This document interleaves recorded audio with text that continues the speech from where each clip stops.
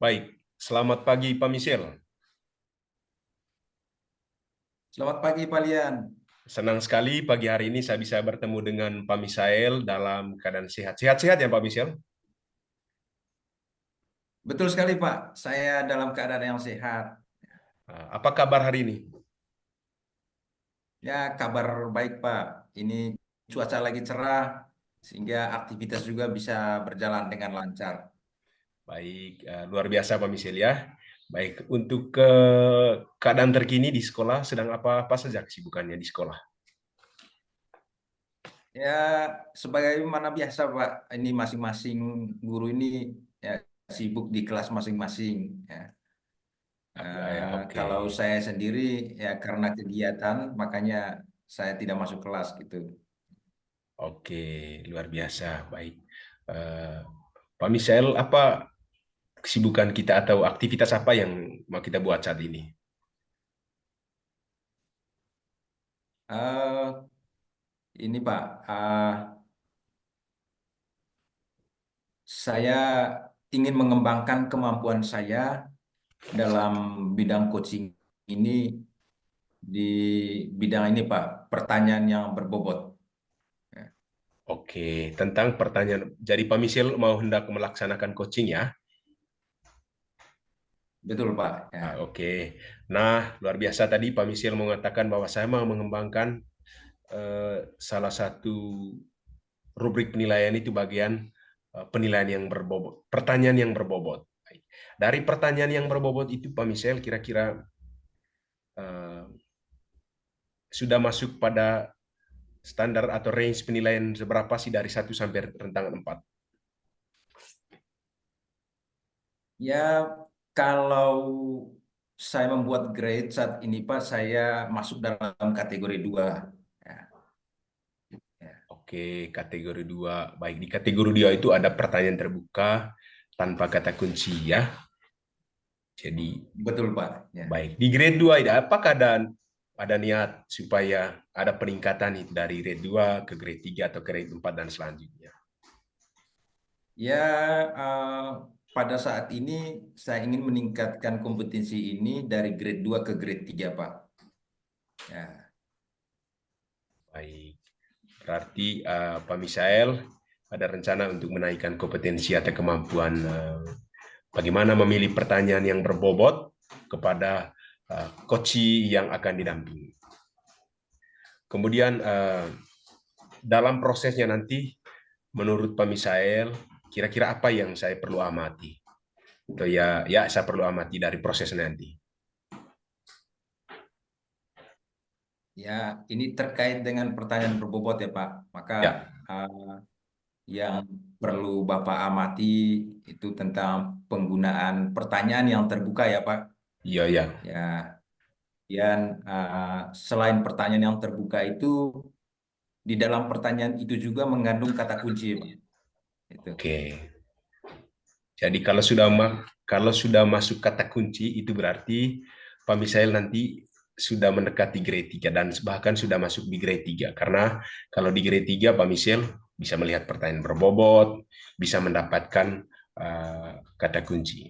Baik, sejauh ini kira-kira uh, bagaimana penilaian Pak Misael sendiri tentang potensi yang pada posisi sekarang? Ya, kalau menurut saya, Pak ya, em, saya tadi bilang bahwa saya ini masih berada pada kategori 2 ya. Karena ketika saya melakukan coaching, saya menggunakan pertanyaan terbuka, tetapi ya tidak disertai dengan kata kunci. Ya, Oke. itu kendala saya, Pak. Sehingga pada kesempatan ini memang saya ingin mengembangkan kemampuan ini. Oke, harapannya dengan proses ini Pak Michel bisa menangkap apa yang menjadi kata kunci atau keyword dari permasalahan yang ditampilkan oleh tim yang didamping atau coach yang akan didamping. Benar Pak Michel ya?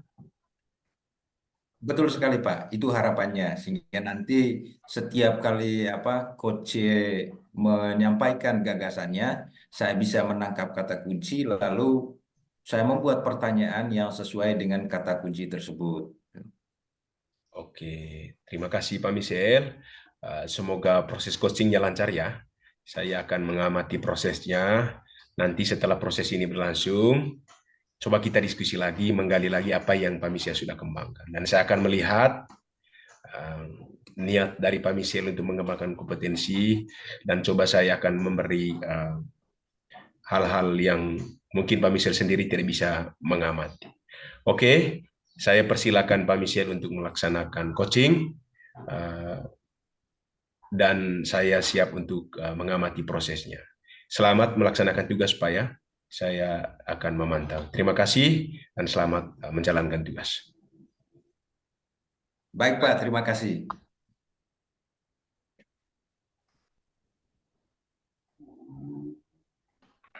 Halo Ibu Vincentia. Halo, selamat pagi Pak. Selamat pagi Bu, senang sekali bertemu dengan Ibu.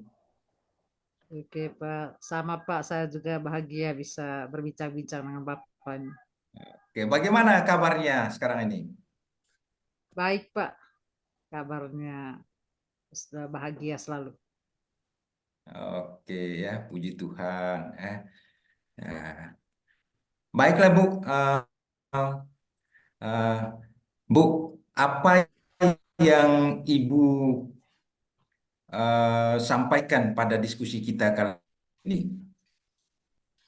Baik Pak, saya ingin menyampaikan Pak terkait dengan budaya positif ini Pak.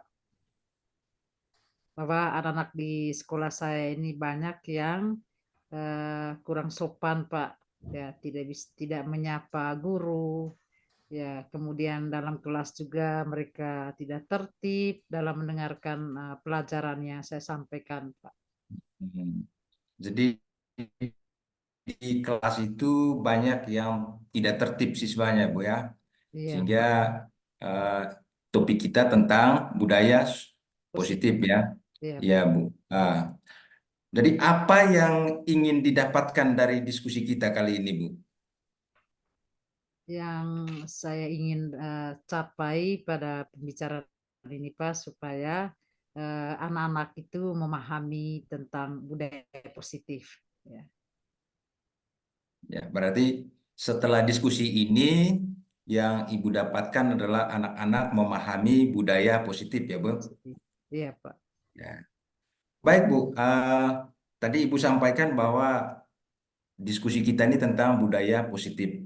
Ya, yang pada akhirnya nanti anak-anak itu bisa memahami budaya positif.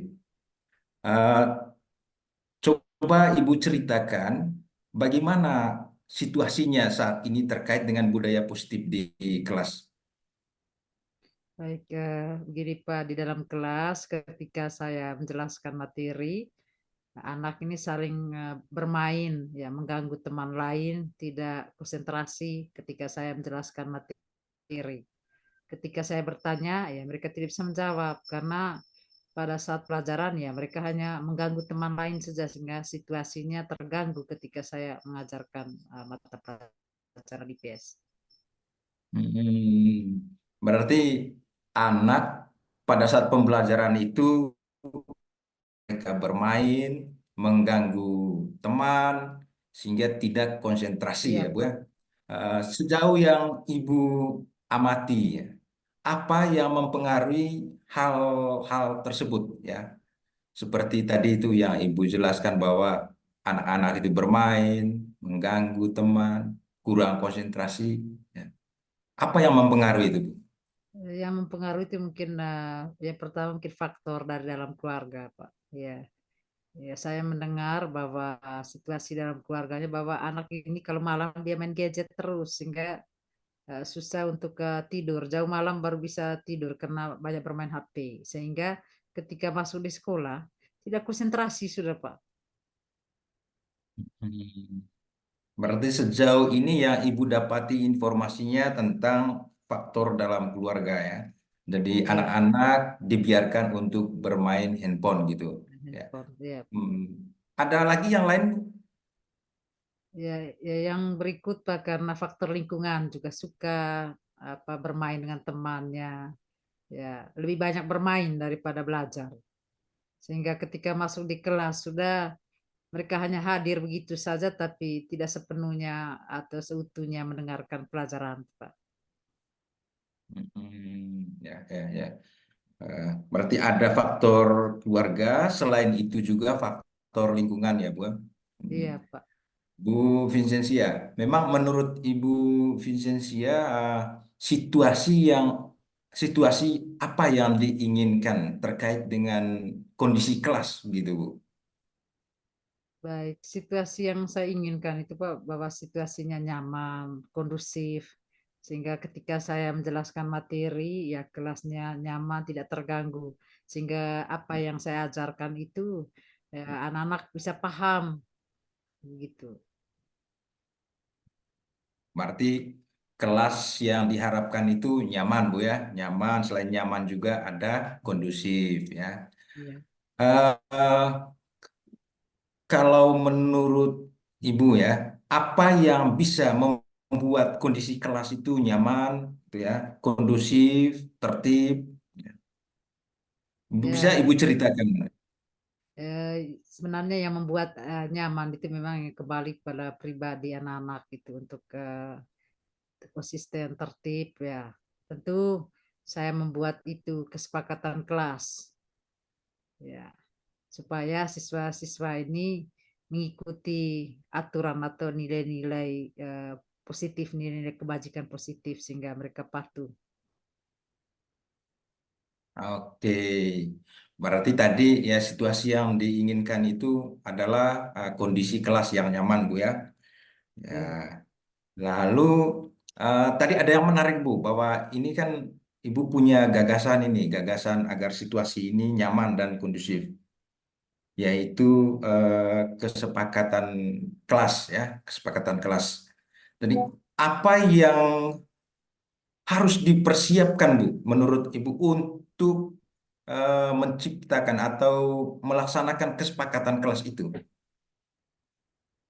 yang pertama tentu saya beri kesempatan kepada siswa untuk menyampaikan terkait nilai-nilai positif itu.